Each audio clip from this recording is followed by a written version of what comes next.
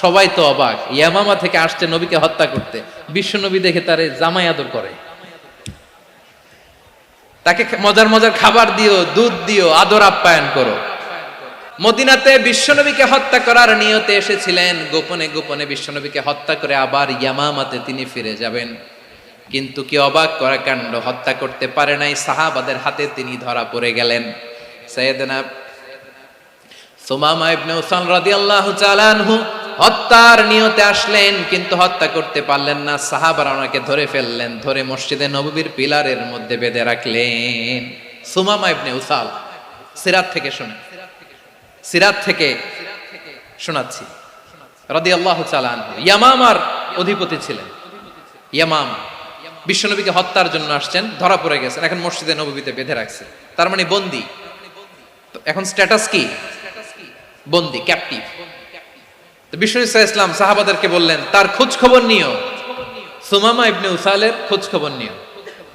সাহাবারা বলেন, ইয়া রাসূলুল্লাহ, আপনাকে হত্যা করতে এসেছে, তার তো কঠিন ক্যাপিটাল পানিশমেন্ট হওয়া দরকার, কঠিন শাস্তি হওয়া দরকার। বিষ্ণু বললেন, না, আমি যেটা জানি তোমরা সেটা জানো না, তোমরা সুমামার সাথে ভালো আচরণ করো। বিশ্বনবী সুমামার কাছে গেলেন। প্রথম দিন যে তিনি কালেমার দাওয়াত দিলেন, ইমানের দাওয়াত দিলেন, ইসলামের দাওয়াত দিলেন, রিসালাতের দাওয়াত দিলেন, আখিরাতের দাওয়াত দিলেন। পরের দিন যে বিশ্বনবী সালাতের দাওয়াত দিলেন, যাকাতের দাওয়াত দিলেন, ইসলাম কি, কিভাবে, কেমন করে পালন করতে হয় চমৎকার আর্টিকুলেট করতে শুরু করলেন। তন্ময় হয়ে সুমামা ইবনে উসাল রাদিয়াল্লাহু তাআলা আনহু বিশ্বনবীর কথাগুলো শুনতে আরম্ভ করলো।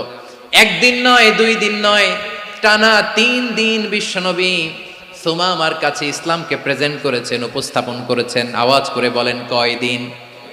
3 দিন। 3 দিন মসজিদে নববীতে বাঁধা।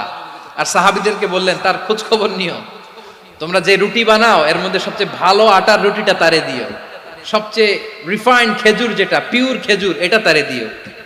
আর বিশ্বনবী নিজের উট থেকে দুধ দহন করে ওনার বাড়ির এক কর্মচারীকে বলেছেন, দুধ দহন করে সুমামার জন্য নিয়ে যেও। সুবহানাল্লাহ পড়বেন না?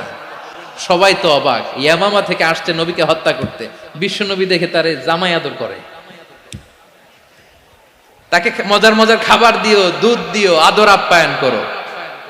একদিন নয়, 2 দিন নয়, টানা 3 দিন বিশ্বনবী এভাবে সুমামার কাছে যেয়ে ইসলামকে প্রেজেন্ট করতে আরম্ভ করলেন, ইসলামকে উপস্থাপন করতে শুরু করলেন।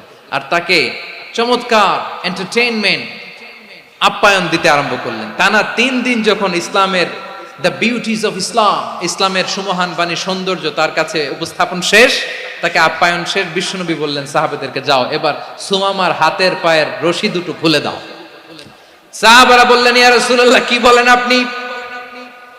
ও তো হত্যাকারী, সুযোগ পায় নাই, আপনারে মারতে পারে নাই, ছেড়ে দিলে আবার ও আপনার উপর তলোয়ার নিয়ে ঝাঁপিয়ে পড়বে। নবী, এই সিদ্ধান্ত আপনি নিতে যাবেন না।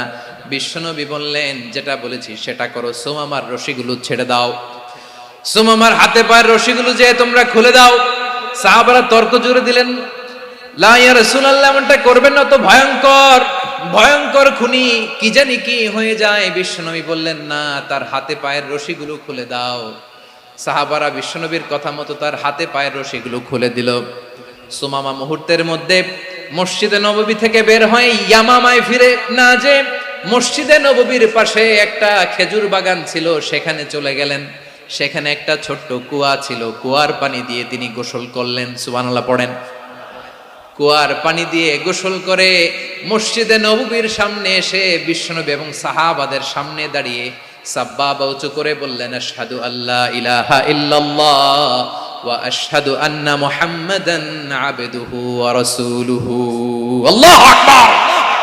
আমি সাক্ষ্য দিচ্ছি আল্লাহ ছাড়া কোনো ইলাহ নাই, আর মুহাম্মদ আল্লাহ তাআলার প্রেরিত বান্দা এবং রাসূল। প্রিয় ভাইয়েরা, ইহসান দিয়ে যা জয় করা যায়, কঠোরতা দিয়ে সেটা কঠিনকালেও জয় করা যায় না। আওয়াজ করে বলেন ঠিক কি না? এবার সুমামা দাঁড়িয়ে বলে, ওগো নবী, আমি তো কালিমা পড়ে মুসলমান হয়ে গেলাম, এবার শোনেন, এই মুহূর্তের আগে আপনার চেহারার চাইতে নিকৃষ্ট কোনো চেহারা আমার কাছে ছিল না, কিন্তু শাহাদা পাঠ করার পরে আপনার চেহারার চাইতে উত্তম শ্রেষ্ঠ কোনো চেহারা আমার কাছে আর নাই।